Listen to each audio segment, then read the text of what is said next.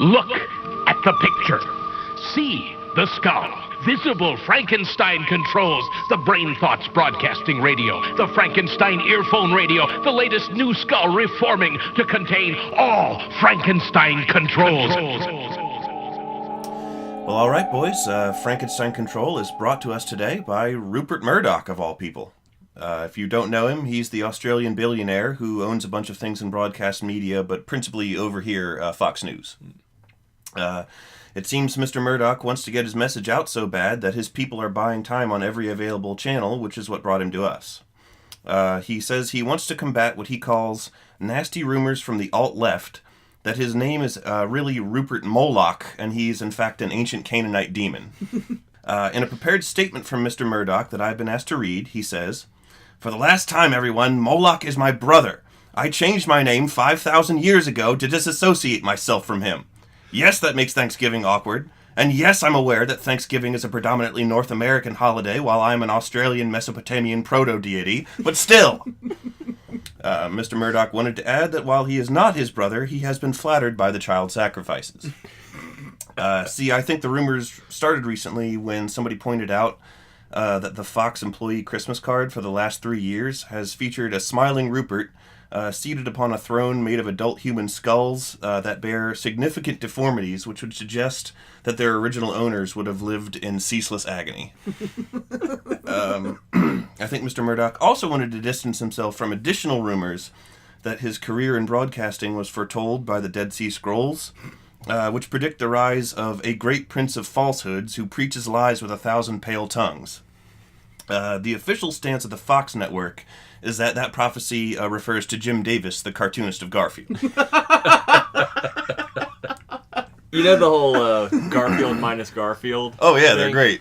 Jim Davis knows about that and is totally okay with it. That's wonderful. Like, they've published those comics before, and he's like, oh yeah, do it, go ahead. I made Garfield 100% to make money. I have no creative attachment to this character. Fuck him up however you want.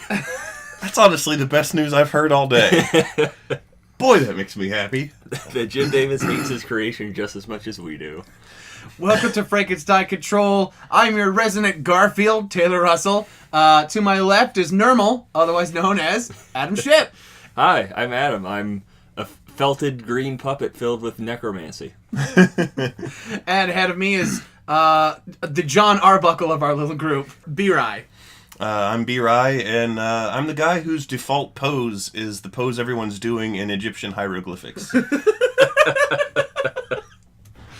That's just how I stand and walk around. We need to introduce Contrapasto to you. And give you a little more depth. It will give you more depth because you eat too much contrapasta, you get fat, dude. There's a lot of carbs in that. Would Contrapasta be contrary pasta? That actually doesn't taste good, but it's really good for you? No, it's Wouldn't just that just be zucchini noodles or something? I like zucchini noodles. You stay away from my zucchini noodles. I've always been confused by the fact that appetizers in Italian are like antipasta. Mm-hmm. And is that what is the opposite of pasta? If they come into contact with regular pasta, it explodes violently. Yeah, see, our world is made out of pasta, but there's the equal amount of antipasta. Dark matter is just a nice word for marinara sauce. Or squid ink pasta. The CERN Hadron Super Collider is just a gigantic colander to strain giant noodles.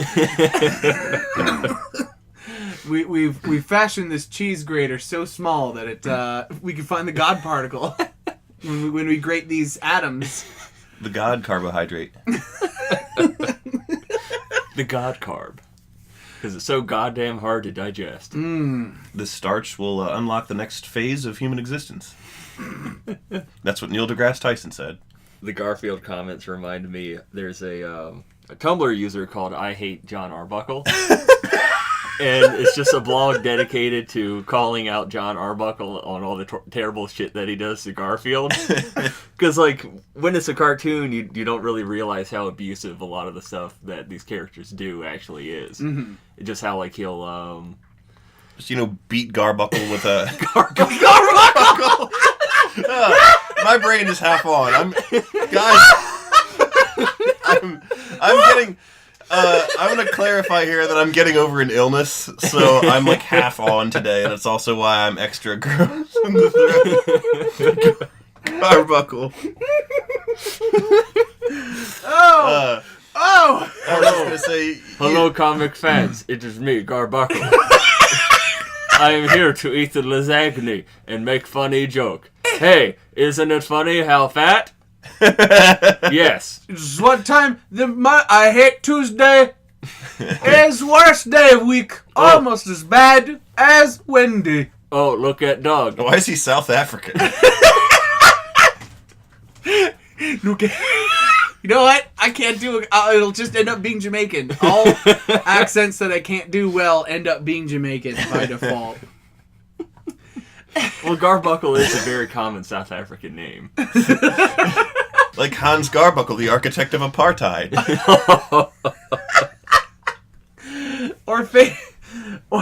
or famed South African folk duo, Simon and Garbuckle. You don't remember? Hello, lasagna, my old friend. What were we talking about? Garfield and abuse and stuff. I was going to say, Garfield and abuse and Have we stuff. already decided on the title for this episode? Of course not. We've been doing it for 5 minutes. Garfield and abuse and stuff. That's catchy. Yeah. Cite the frequent, Abuses. the frequent scenario in the comic that, I mean, he reuses this at least once a week when he can't think of a new thing to happen in Garfield, but, when there's no dialogue or speech or thought bubbles or anything, and it's just John whipping Garfield with an extension cord. All 3 panels. I remember that was a very special episode of Garfield and Friends.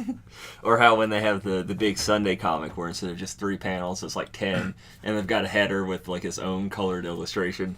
The plot of the comic will usually be about Garfield eating lasagna on Mondays, but then the header image is just Garfield, but it's spelled out in batteries that are being strewn out of a sock that John is beating Garfield with. Garfile! It's Garfield.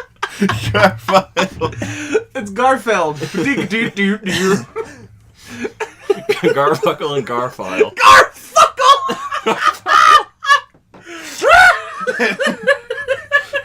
None of us is going to be able to say his name properly for the rest of our lives. We've been cursed. Oh my god! How many ways can we boy! It's a classic 90s cartoon episode of Garfuckle and Friends. I remember this is the episode where Wade the Duck meets Garbunkle. I can't get over this. This is too funny to me. This is the episode where the Mossad finally tracked down that talking egg with legs and take him back to stand trial for what he did during the Holocaust. Oh my god! Oh! That's why he was hiding in the shell the whole time. I don't know why this is all so funny. He didn't make it to Brazil. Oh, fucking Garfield shit, dog. I don't know why it's so funny. Probably because it's not. Yeah. It's a bizarre form of anti-humor. We've just supplied more comedy than Garfield ever did in the last 20 years of its existence. Yeah. Jim Davis is listening to this very episode. He's taking notes as we speak. He's like, oh fuck, all I gotta do is just call him Garbunkle. Yeah, that's what he'll do. He'll start over completely. Get the first Garfield comic from 19...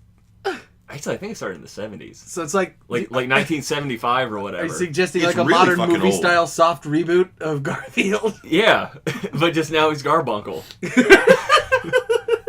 I imagine his new thing is just it's 3 frames. 1 frame of Garfield just standing there looking at the viewer. The next frame is the same picture of Garfield just looking at the viewer, and then the last frame is just in Helvetica font, white background, Garbunkle.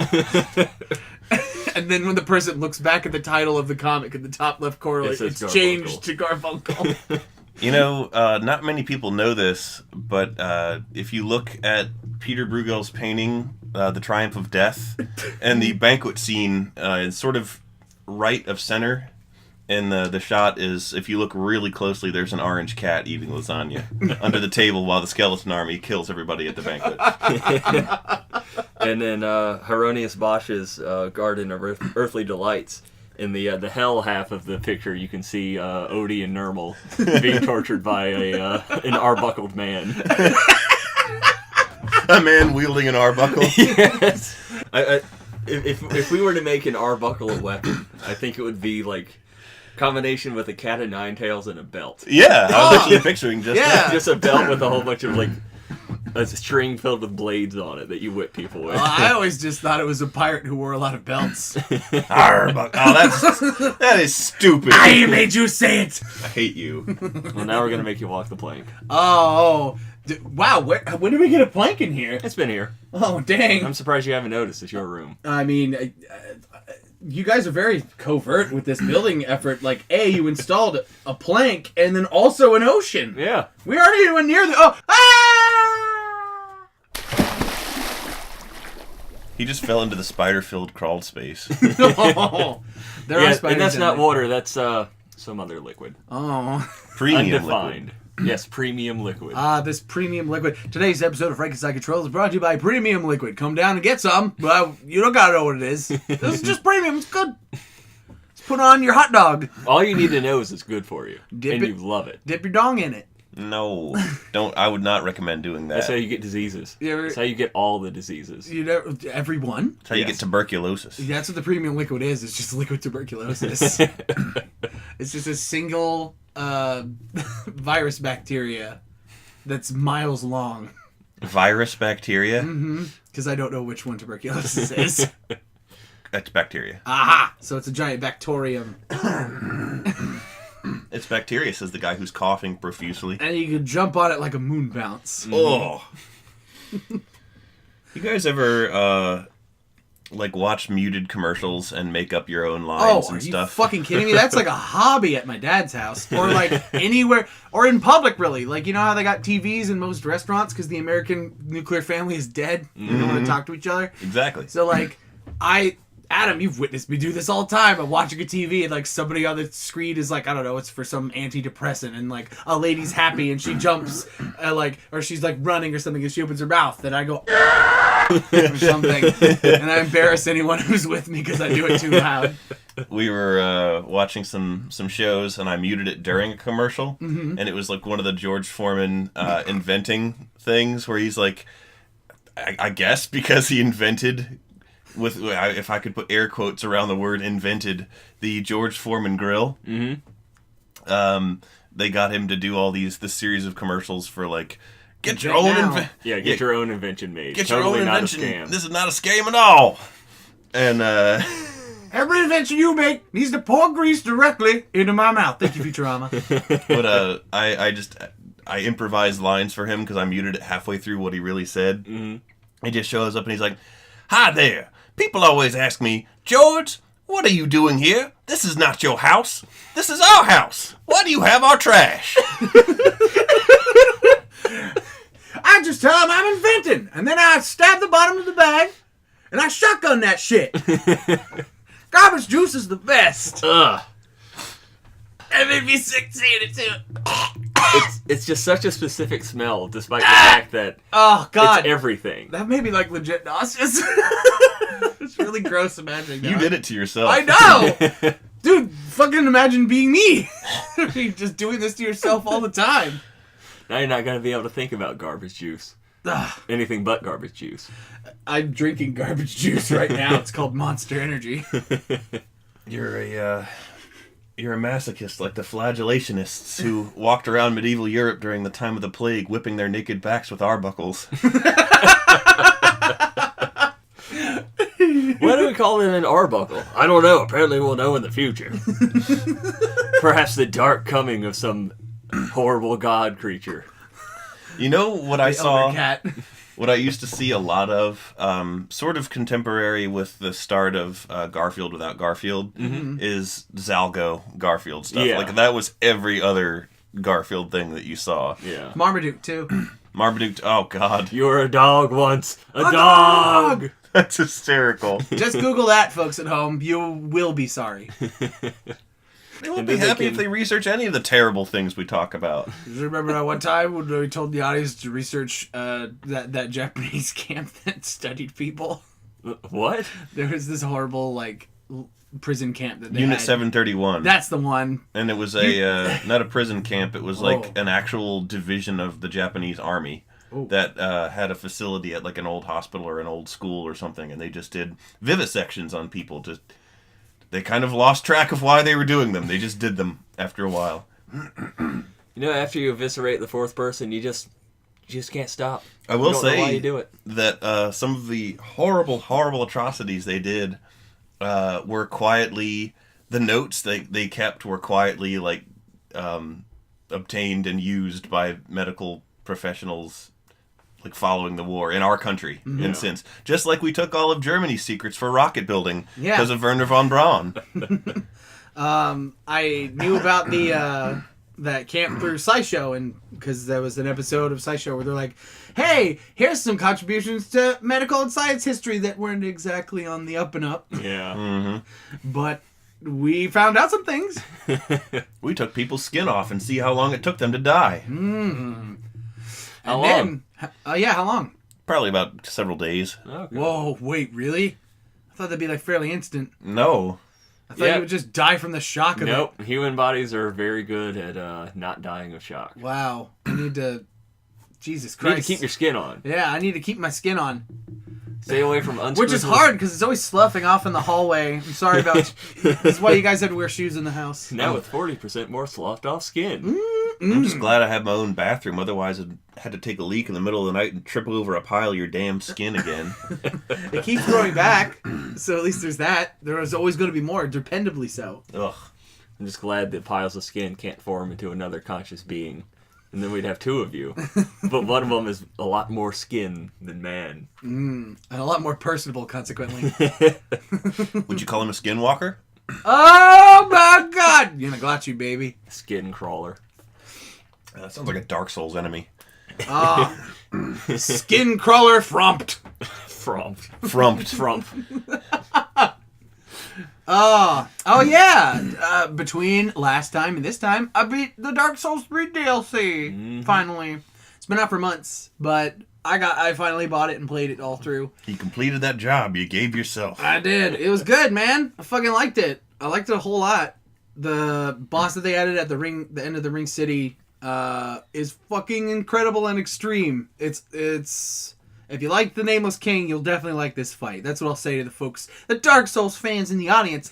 All one of them. Hi, Nick. You know me. Oh, what? Adam, you don't count.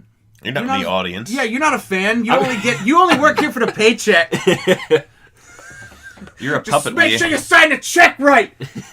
You're a puppet we animate with profane magic, and Yeah. we write all your lines before the show. So. We're technically talking to ourselves when we speak to him. We animate a chicken's head to make your head move. Yeah, I don't have a hand inside of me. I just have a chicken head. No, well, like your puppet is moving on its own. You as a puppet are moving on your own, and then we just have like a chicken's head, and then we manipulate the beak with our finger up and down. Like voodoo. Yes, like Okay. Like whoop-a-doop-a-doo, I'm Adam, and look, he's doing it right now. Look at how Whoop-a-doop-a-doo, I'm Adam. See, told you. Which reminds me, we need to go Bark, chicken noises. after this. We need to go pick up more rum and cigars for offerings to the Loa to keep him alive. So. Oh God, my head's itchy. Probably the lice. Wait, you gave me lice again? No, you gave yourself lice. Oh. You got it in the DLC. Ah.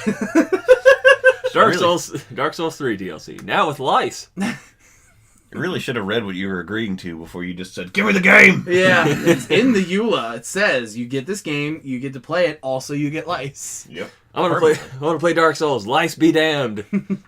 Oh, in video game news, also during the time of when we were away from your lives, ladies and gentlemen at home, the Shovel Knight DLC dropped, and it was fucking awesome because, like, of course, yeah, Spectre Torment. I played a little bit of it last night. It's fucking awesome. Like, it's definitely the most fast paced out of all three. Just in terms of like, he has a faster running speed, and like his moves make it to very conducive to do combos and like just rip through shit, and it's fun. My favorite part though, was to the classic Shovel Knight game, they added a gender swap for almost every major character in the game. And they all have, like, different sprites that look good. I did play some of the, just the gender swap version. I got to Plague Knight. And saw her little witch hat and skirt. It was really cute. I knew you would like that one, Adam. I was like, there's 2 knights I think Adam's going to really like. It's going to be Plague Knight and Tinker Knight when you get to Tinker Knight. I actually really like Queen Knight as well. Yes, Queen Knight was amazing. Like, just such a good conversion. The big flowy dress. Mm-hmm. It was just really funny. And the queen hat. Yeah. Or the queen crown, sorry. Does she have... What's that hat that people who are crowned king wear? What's it called? Oh yeah, king hat. Does she have a giant, terrifying Elizabethan collar? No. Good. And we have our next subject. B-Rai, you're scared of Elizabethan collars. Why is that? Because of an illustration from an Oz book I had when I was a kid. Now this should be stated, Wizard of Oz, not Oz the place where the people get butt raped. Anyhow, there's a bunch of Oz books besides The Wizard of Oz. And my dad and his sisters, my aunts, grew up loving the Oz books and reading them. And so they really wanted me to get into them too. And they're like, oh, we actually got a kid who likes to read. Well, let's give him these Oz books. That's going to be awesome. And there's, I almost referred to them as an enemy. Because it's so hard for me not to think in video game parlance. But there's a race of creatures that impede them in the book that I'm thinking of, which what is it, Yzma of Oz? No, Yzma's the villain from Emperor's New Groove. I'm going to kill the Emperor, Kronk. Yzma, you didn't tell me it was your birthday. I think it's Ozma of Oz. Ozma is a name of somebody in the Oz books. Ozma. Yeah, need your inhaler, you got Ozma. Need your aerosol spray. This is battery acid. Albuterol. Spray it at Tim Curry. Oh, God. Because that was what happened in the movie It. Or It? Yes, the clown one. Battery acid? Yeah. Yeah. Yeah, that clown movie Battery Acid that Tim Curry was in. He played Battery Acid, the dancing clown. We all charge down here. It wasn't a horror movie. It was a biopic about a beloved children's entertainer. His name was Battery Acid. Stacks of zinc, curly boy. What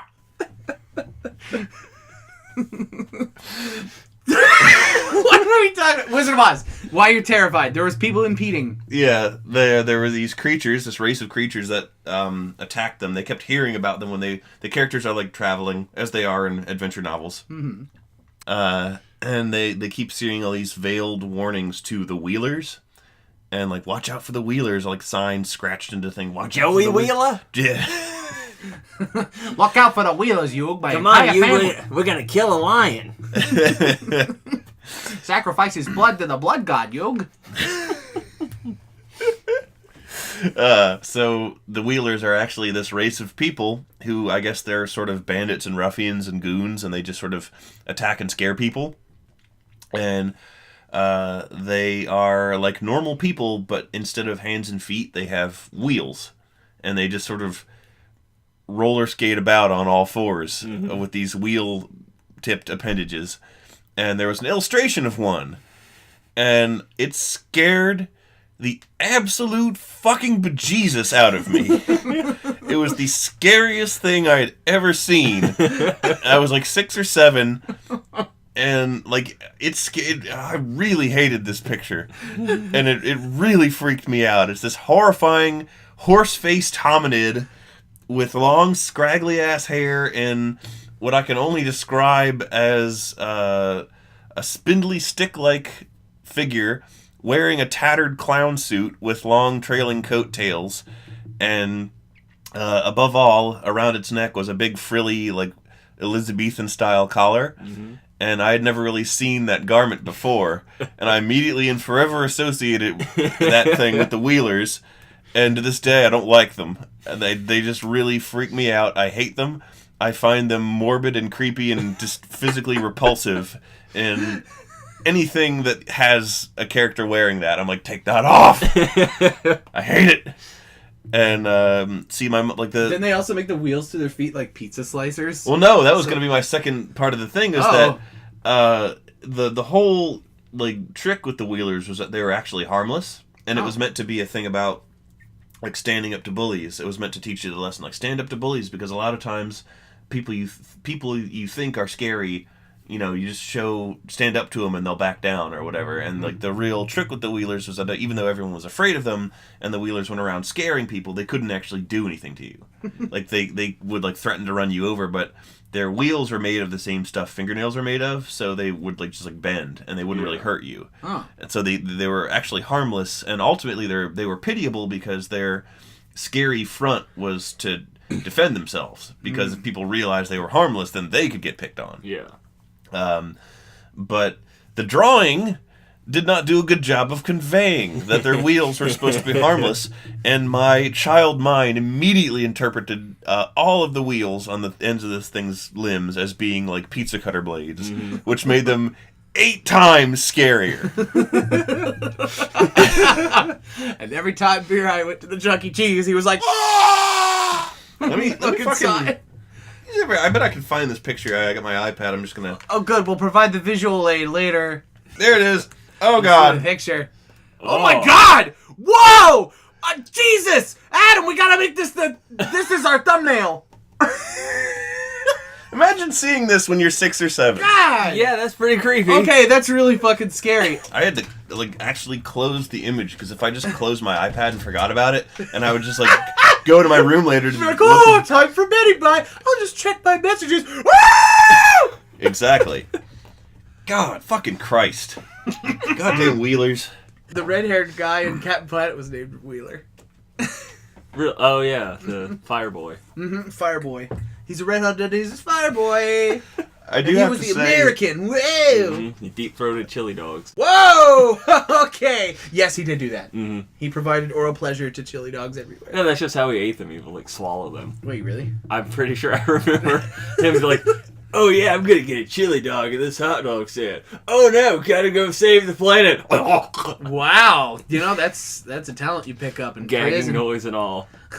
I don't think he did that far. He did. Oh. Wheeler, we have to go to site of pollution villain. Okay, I'm right on it. I just gotta down this dog. Wheeler, I want divorce.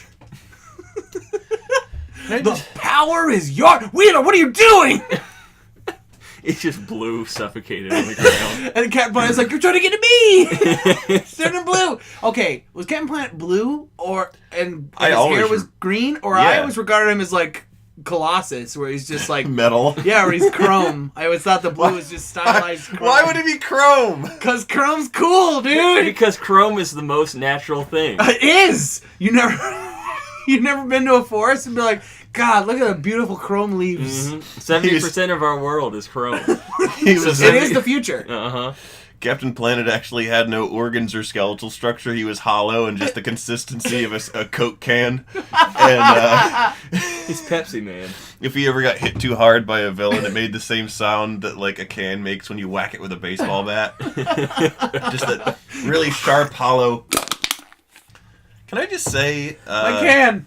that I feel about 20 years worth of vindication from the visceral horror both of you expressed upon being shown the image of that Wheeler.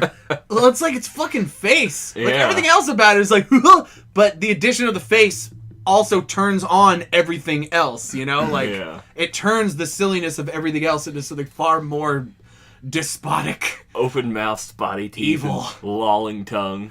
There's some shitty live action Oz movie. I actually don't know if it's shitty. I've never seen it. So I think I know what you're talking about. But Is there- Return to Oz? Well, yeah, probably. And the Wheelers actually do show up in that. Yeah, I've seen and that before. They're far more pleasant. They all look like gacked.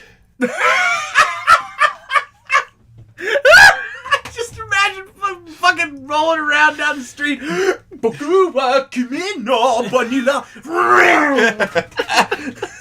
Kimiga wikakate yumenara. Back!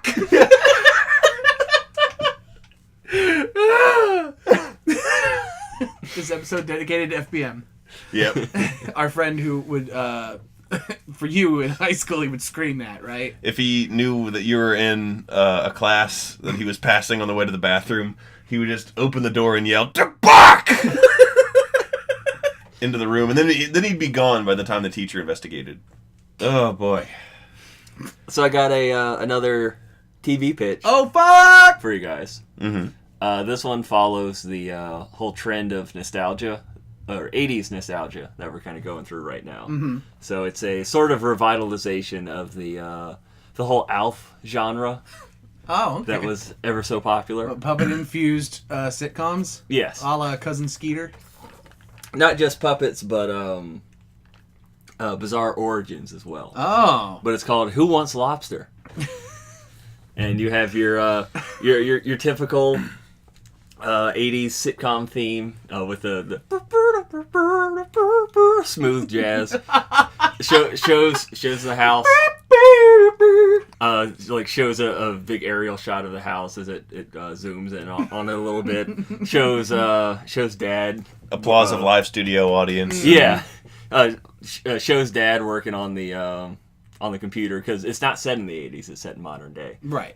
It's just presented in an 80s He's like fashion. just idly typing away. He turns around to face the camera and smiles, and it shows the actor's name and the character name. Chip Hitler as Dad.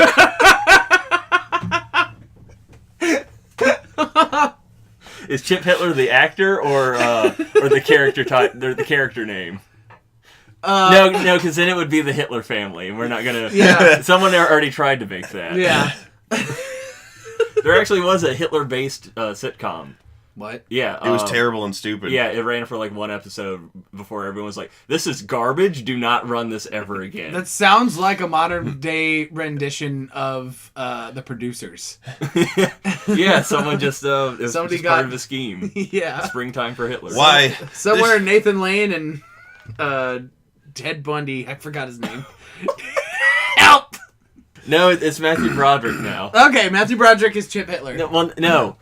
Chip Hitler Is Matthew Broderick. Yeah, Chip Hitler is Matthew Broderick. Yeah, Chip Hitler plays Matthew Broderick. This is the story of Matthew Broderick's family. But he's the dad. It shows his name and his actor name. It goes to the to like the mom's room, and she's also just working on a computer. This is a very digital family. I mean, dude, it's the modern era. Yeah, it's set in 2010. Because Far off here. Yeah, we had to set it back by 7 years for licensing issues. So we can afford all the technology. Yeah, got it from a dumpster in Best Buy. She does the same thing. Smiles at the camera. Smiles at the camera, shows her name, and does the same for the two kids, Jimothy and Carolyn. Jimothy. And then it zooms over to the Jimothy Broderick. to the river that is built into their house, because this is a very rich family. Oh, wow. And a big old actual lobster flops out of the little river, and then with really shitty transition fades to like a puppet lobster with an eerily human face. And it says Louis the Lobster. And then finally the saxophone ends. It's just Who wants lobster?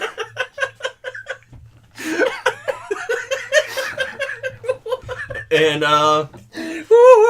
Louis the Lobster is a magical lobster. Oh, that of course. lives inside of their house within their in-ground saltwater river.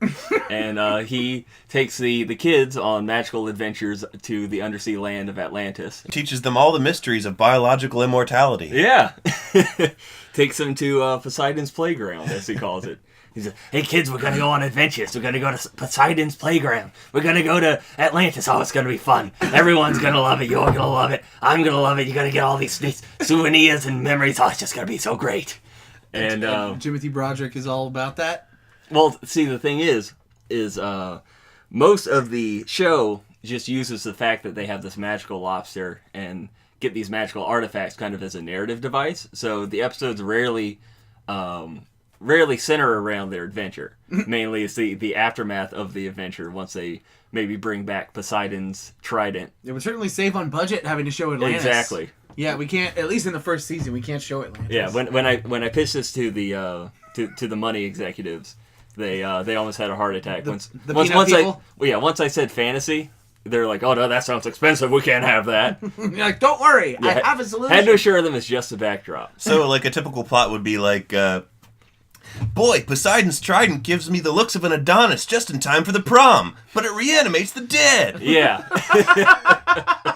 So you got to deal with all the problems that having all these magical adventures could probably have, while still trying to live a relatively normal life. And despite having their beloved pet, Louis the Lobster, living in their house, the parents don't believe in him. So they can see him, but they can't see his true whimsical form. They can't see his human face. They can't hear him talk. So you say he has a bizarrely human face. Does he resemble anyone? Trying to get that appeal, that curb appeal. I think if we want Louis the Lobster to look like somebody, I think he should look like Benedict Cumberbatch. I said a human face. Oh shit, you're right. Benedict Cumberbatch is an Altmer. Actually, he will be voiced and have the like, you know how Benedict Cumberbatch did the what's it called? The motion capture For Smaug the Dragon? Yeah, for Smaug the Dragon. Oh, we're gonna mocap. We have Andrew Garfield doing the Andrew Garfield doing the facial mocap for Louis the Lobster, as well as voicing him. Oh, beautiful! That is a treat. Oh boy.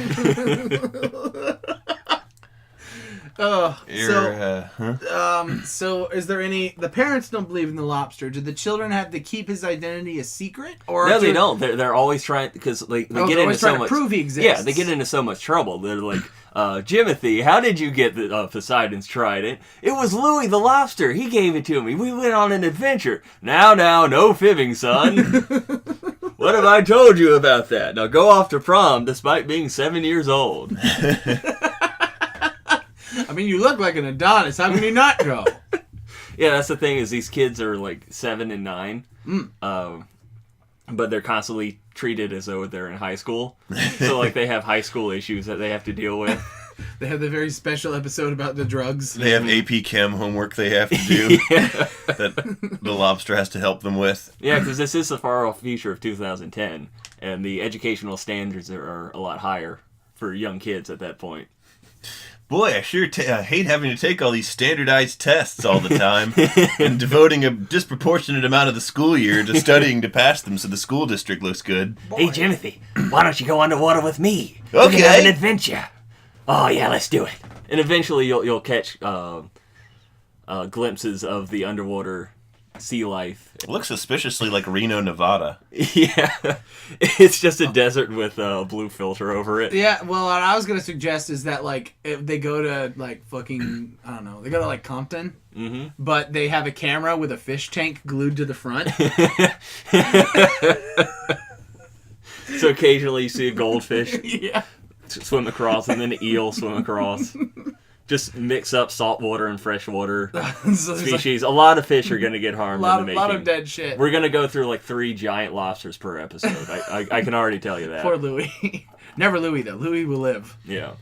We might go through at least 2 Andrew Garfields. Good thing I got like 5 of them. Oh, that's... that he is part of the cloning program, isn't he? Who voices Louis? Yeah. Well, we already said Andrew Garfield. Oh, okay. Yeah, that's he's doing the motion capture as well as. Well, why does he have a New York accent? Because Andrew Garfield's from New York, because he's Spider-Man. Makes sense. Yeah. Once you start playing a character, you have to move there and live exactly their life. Andrew Garfield is a method actor who never stopped methoding after he did the role. The movie's long over and he's still doing it. He actually invented the Spider-Man web slinger things, and he goes around and fights crime. Andrew Garfield, he's or rather, he broke into a zoo and beat up a rhino. And a vulture. That's right! Paul Giamatti was the rhino in those movies. He beat up a rhino, and he also beat up a lizard and a vulture. Yeah, and then he beat up a morbidly obese man. He beat up a chameleon. He went to the aquarium and slapped around an octopus. Put a lab coat on it first. Put some nerd glasses on it. This is for my Aunt May, Dr. Octopus. Sock. Did he kill Aunt Whap. May? I mean, she's always getting terrorized in some way. And she keeps getting younger. Yep. That's true. In Civil War, she's like a hot ant. Yeah. Yeah. She's barely even a MILF. Yeah. They're doing that angle, which like I'm pretty sure they set that up just so that they could have Tony Stark make jokes about hot ant, and that's it. Oh yeah. Did you see Civil War, Adam? Yeah. Oh yeah, that's right. Yeah, we watched it at the beach trip. Yeah. We watched it. We got a nice beachy time at the Marvel Civil War. I turned into Ant-Man and I ate you all. Mm-hmm. I might be getting some details confused, but on the whole, it was a good vacation. that was the night after. Where we ate way too many fucking hot dogs. No, with the fan fiction reading. Oh no! That's a dark chapter that I'm glad I wasn't there for. Oh man, that was great. So at the beach trip, our group of friends, we go on this beach trip every year, and it's a hoot every time. We always find something hilarious and fun to do. And this time around, one of our friends, Tisha, she was like, "I want to read fan fiction. And let's read fan fiction, do the voices." And I think she wanted us to She was going to record it. She wanted us to read actual air quotes good fan fiction and record us doing it. Hashtag Adam Savage. I just don't have a very high opinion of fan fiction in general. You don't. That's not trying to make fun of anyone's taste. But anyway, I didn't think that was very fun, so I kind of hijacked it and only read air quotes erotic fan fiction, and by erotic I mean horrible, gross fetishes such as Vor. Yeah, Vor, a diaper one. Oh. There's Impreg. Yes, definitely impreg. Gay impreg. Farting. Like man, like a man was. Well, what pregnant. else kind of impreg is there going to be? Woman impreg. That's not unusual. That's not weird. It's not unusual. Well, the one we read was of Sora and Riku, so you can go ahead and. Oh God. You guys should have seen the hope die in B-Rye's eyes just now. It was wonderful. But yeah, and we all took turns finding and reading these hilarious fan fictions, and hilarious for us. It was soul wounding if you just happened to stumble upon them, but since we were in a group and having a good time of it and partially drunk, it was actually a really fun time. I think that's a fun party game, is just reading erotic fan fiction featuring cartoon air quotes characters. erotic. Yes, air quotes erotic. Because let's see, the Vor one was Marvel Heroes. Yeah. So this one that I found, I went in looking for something specific, and I mean Taylor just told it. It was Marvel Vor, and it was a couple pages long, and for couple pages, it was like fucking 12 pages, dude. It was the longest fucking thing. It was like 12 pages long, and like maybe 6 pages in, everything before that was it was a story of Gwen Stacy going on board the S.H.I.E.L.D. helicarrier and getting briefed for her new position on the crew, and like it was detailing all these things about like the helicarrier facilities and like what she'll be doing, and detailing like what her new job is, and all this really official sounding stuff, really in depth, detailed, very grounded stuff. Accurate with the lore. Yes. Yeah, thick with lore.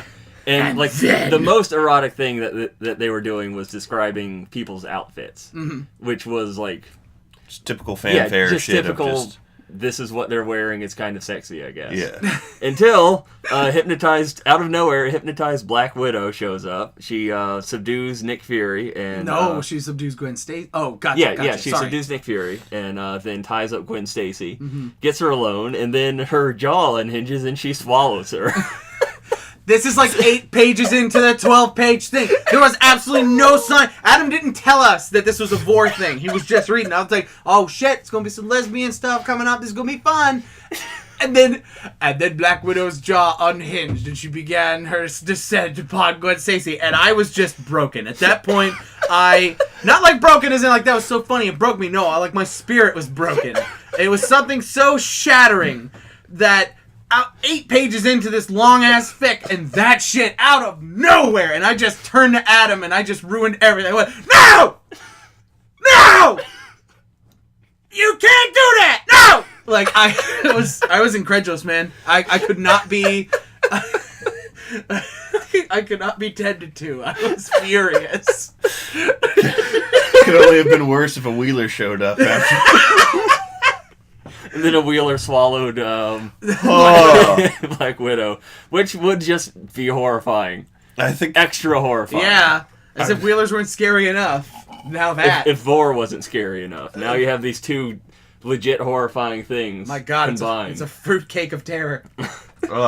legitimate nightmare. Oh, and we read some other ones. There was the Sora and Riku one. There was the Steven Universe one. There was the Undertale Let it one. out, my fiery wife. And then there was the Silver the Hedgehog Blaze. Oh no! Blaze the Cat fanfic about them having tender, loving sexitude in their bed, and that was the culminating line that had us all in stitches. Was Let it out, my fiery wife. Oh, it hurts. That causes me physical pain knowing that exists. Yep. God, I just hate the human species. And our amazing power to fetishize anything. it really is pretty impressive. Yeah. Like how everybody gets the ability to beat it to whatever they want. Yep. One time I saw a man beating it in an alley. What'd you do to the man? Did you help him out? Yeah. What? I wasn't gonna. You see a man all alone and troubled, and you just stand there and watch? No, of course not. I went in the alley, unhinged my jaw, and ate him. See, I would believe that you would do that. You think I'd do that to you? You see a man whacking his meat, and I'd say, Because you're gluttony from Full Metal Alchemist. He's whacking it alleywise, and I'm like, I'm going to eat it, Lust. I'm going to eat him. Got that special sauce. No!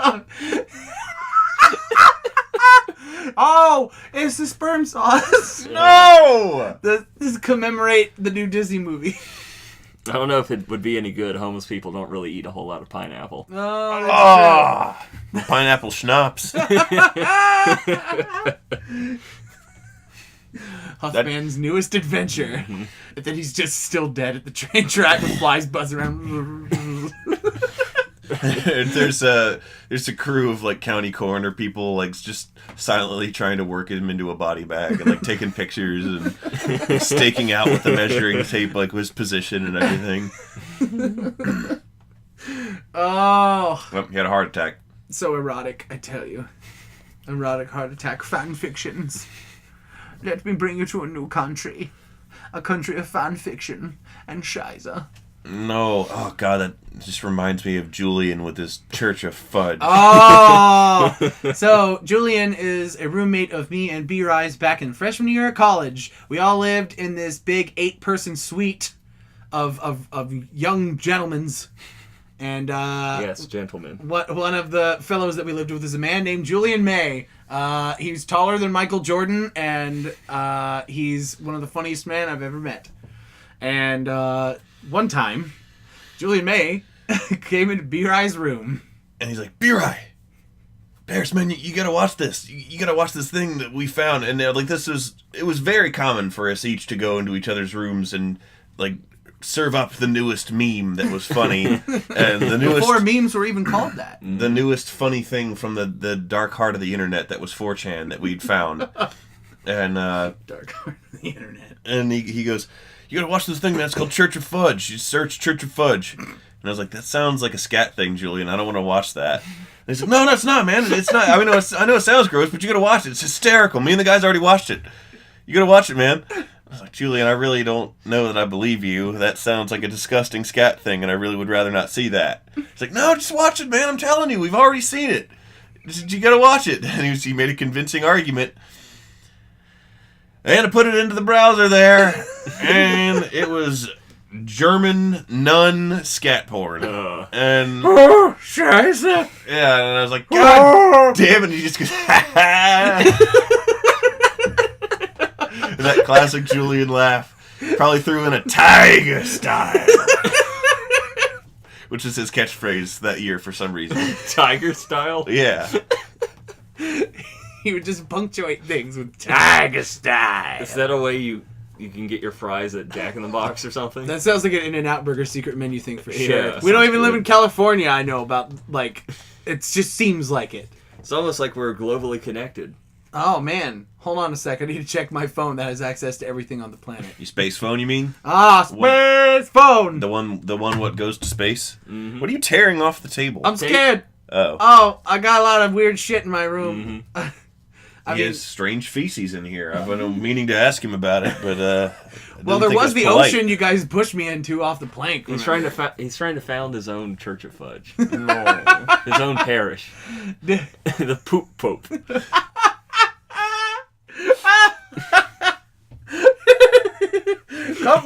Come see the poop pope. Get yourself bed down for fresh communion biscuit. A bishop of shit. Shish up. Adam, why don't you shush up? Is this what we've become? Some things portmanteau and some things don't. Poopmanteau? The pontiff of poop.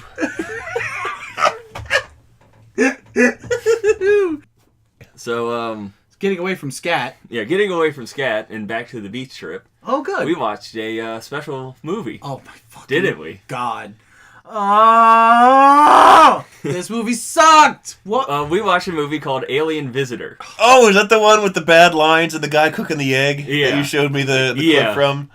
So, we picked it out of this pile of VHSs at the beach house. I thought you were going to say a pile of shit. It might as well have been. Yeah. It was either between Alien Visitor or the Cursed Home Movie VHS that we decided. And the stack of VHSs of like The Mask and shit like that. There was a single VHS home movies, and that's all it was labeled. Was that like home movies 2001 or something like that? And like we were like, it was almost like an instant consensus of everyone in that room who had heard like me or Adam read off the label, and everyone was like, that shit's fucking cursed, dog. That's how horror movies start. We can't watch that. But then, like, by the last night, we're like, we don't have much to do. We're kind of sad that we got to leave tomorrow. Let's watch a movie. And so, as Adam said, it was a choice between the cursed home movies. If you would have popped that one in, it just would have opened on like grainy footage of a darkened room with like a lit doorway in the background, like into like a bathroom or something, and like a figure would walk in, and you could see that he's wearing like coveralls and a gas mask. And like a scratchy Edie Piaf record is playing. Oh my god. And then he just turns the lights on and then it's, Happy birthday! And it's like Timmy's 4-year-old birthday party. It's actually a really touching and genuine family moment from the family who rented you the beach house. And then it cuts to like static. And this kid like with the camera like face towards him and it's all shaky and it's like a night vision. Blair He's like, Witch style. Oh my god. And he's like running and like he goes in this tiny place. He's like, oh fuck. And then like, have some more cake, Billy. And then there's like a brief shot of Grandma like smiling and handing him the cake, but she's got her eyes gouged out. Oh god! I was gonna go the whole like a light shines on and he's like, ah! And they're like, Tag, you're it! And he's like, ha ha ha! And he takes out a flashlight and he's like, y'all better run! You're really funny. Tag, you're it. He takes out a knife. Y'all better run! Well, be right there. They weren't playing flashlight tag with you.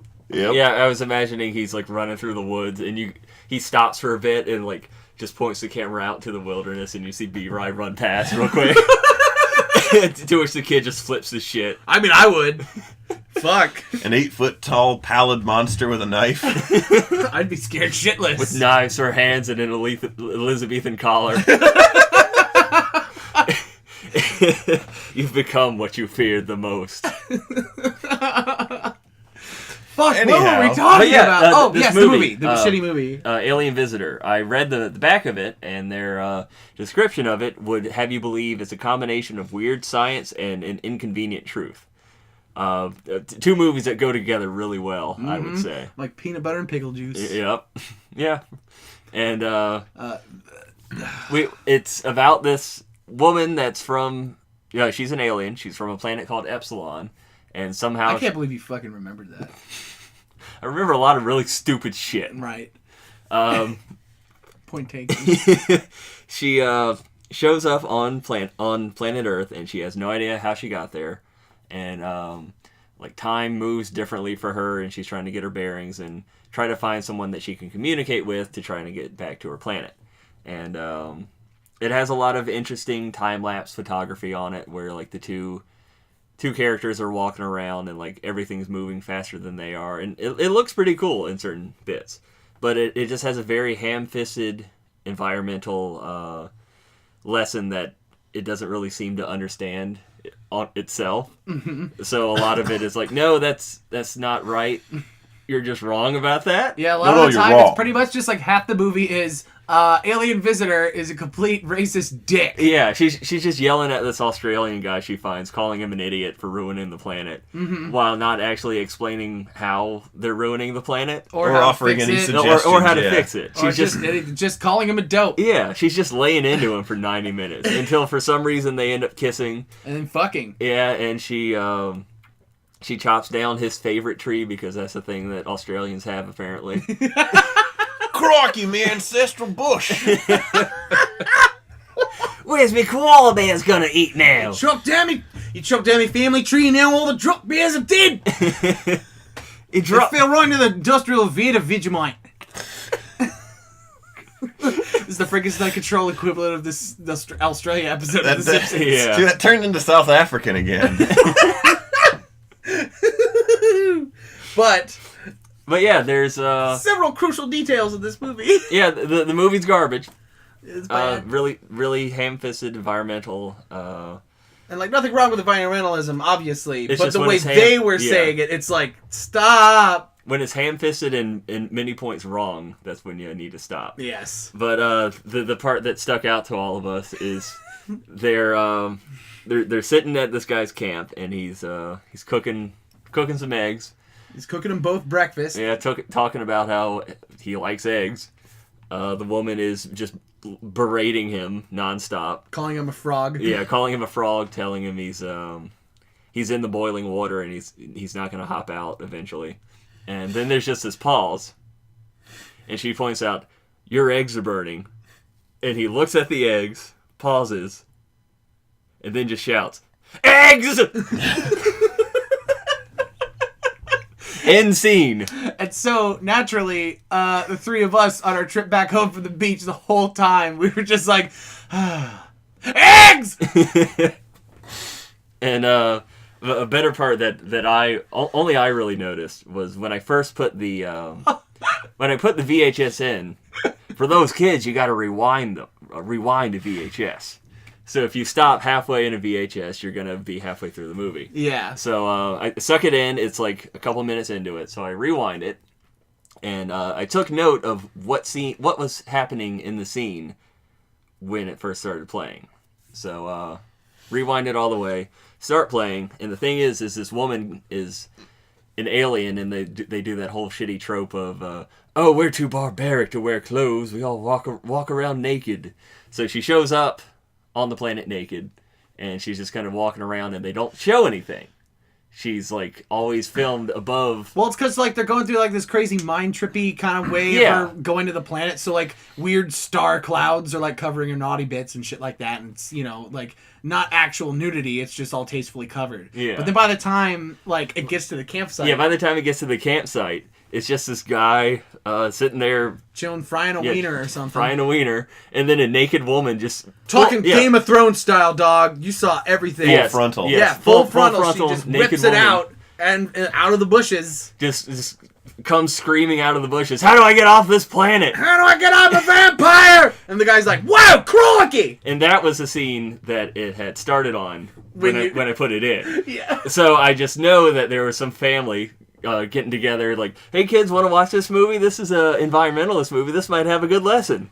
Oh, it's like Ferngully. Yeah. And then they get 5 minutes in. Oh shit, there's nudity. There's nudity throughout the entire movie. We have to stop watching it now. Stop. Well, here's the thing. That was the only scene where you saw Down Under. Mm-hmm. And then every other scene was just fine and nice and civil. Like Crikey, lady, what are you walking around with your kookaburra showing?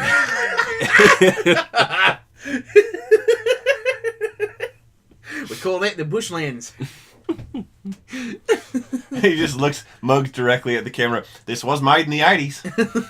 It was made in like the 90s. Yeah, it's definitely a 90s. It had a 90s thing. feel to it. Or actually, this is Australia, so it was probably made last year. And then they just... It's the awful and that's quality. that's just how they make movies in Australia. Yeah. Yeah, take that, all of Frankenstein Control's Australian fans. Whoa! What Wait, guys, wait. There's that. Shh, shh, shh. Eggs! Now even you know I am a menace. I hand you the secrets to save the entire human race and the entire universe.